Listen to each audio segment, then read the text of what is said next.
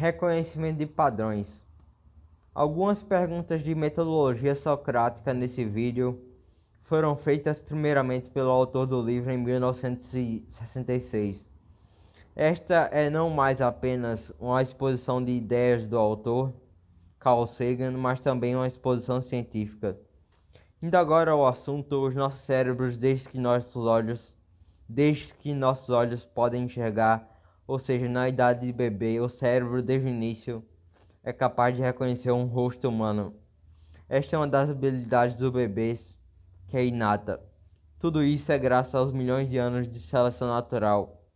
A seleção natural esculpiu nossos cérebros para uma capacidade de identificar rostos humanos sem precedentes.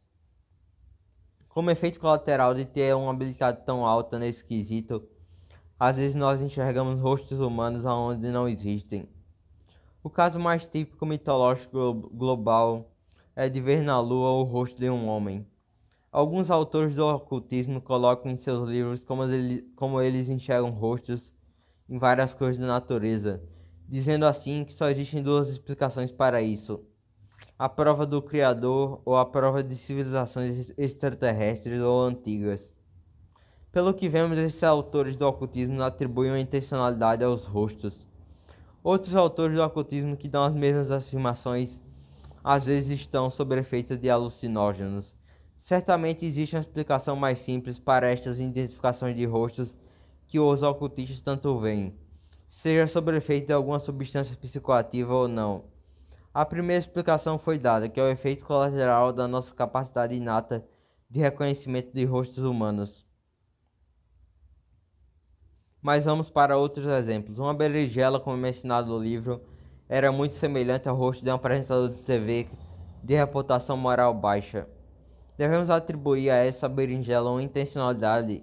Devemos imaginar que o governo modificou geneticamente por algum motivo maluco a berinjela para ela se parecer com um apresentador de TV. Devemos achar que alguém de moral tão baixa foi homenageado por Deus ou natureza extraterrestre, etc.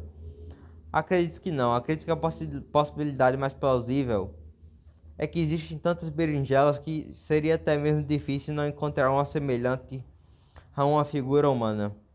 Vamos lá a outro caso. Uma fotografia tirada por uma nave soviética em Vênus lembra muito o rosto de Joseph Stalin. Devemos também imaginar que existem pessoas em Vênus que apoiaram esse regime ditatorial e fizeram uma homenagem a Stalin. Um lugar onde a superfície é tão quente que destrói as naves espaciais em minutos. Acredito que nem preciso explicar algo sobre esse caso da fotografia de Stalin.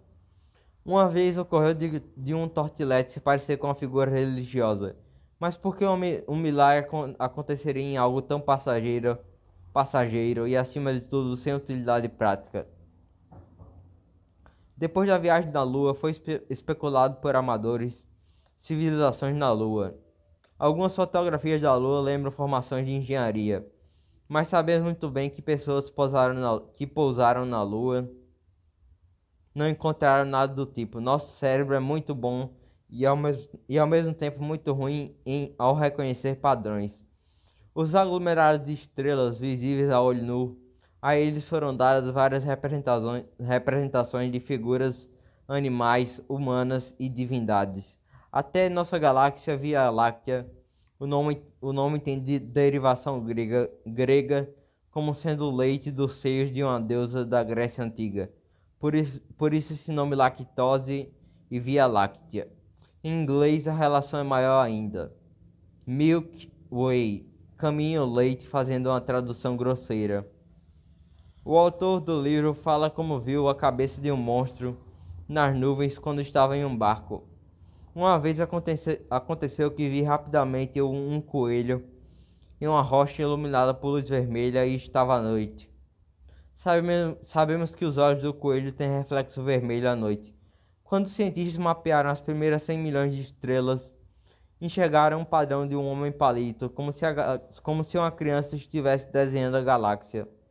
As tão famosas fake news da atualidade, criadas por alguns gabinetes políticos de meia tigela, não são tão novas e modernas. Essa é a história antiga. Vejam esse livro. Foi publicado em 1996, 4 anos antes de eu nascer. Nesse livro, o autor Carl Sagan fala dos jornais vendidos em larga escala, falando de assuntos falsos. Os assuntos desses jornais de 1996 falavam desde fotos registradas de Deus, o que parece para mim se classificar biblicamente a reportagem desse tipo como pecado, e assuntos como conspirações na NASA, humanos em Marte que esculpiram o rosto. Quem se recorda e teve a oportunidade de assistir a reportagem do Fantástico do canal Globo de televisão sobre a face em Marte construída por uma civilização humana antiga. De fato, a foto da espaçonave sobre esta combinação geológica marciana lembra muito um rosto olhando para o céu. Mas isso só aconteceu porque existia interferência de rádio na foto. Desconsiderando a falha do ângulo da câmera da espaçonave e as falhas de rádio não parecem nada com o rosto. Em Marte existe uma configuração de pirâmide. Neste caso é bom olhar com cautela, como o autor diz. Porém, não seria nada estranho se essas pirâmides fossem obra das tempestades de areia em Marte e ventos a metade da velocidade do som. Até porque temos na Antártida pirâmides em miniaturas aglomeradas e formadas de gelo. Mas ninguém saudável vai dizer que existem homens em miniatura criando pirâmides na Antártida.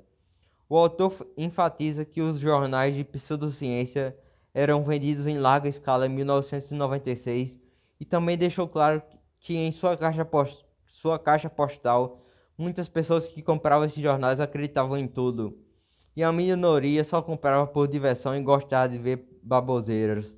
Todas as notícias de marcianos e ficções de marcianos têm origem em 1877, quando os astrônomos viram redes de canais em Marte nas observações e alguns chegaram à conclusão que eram canais hidráulicos de uma civilização em Marte. De fato, as fake news não são obra da modernidade. Coisas semelhantes já ocorriam em larga escala em 1996 e podemos fazer esse paralelo.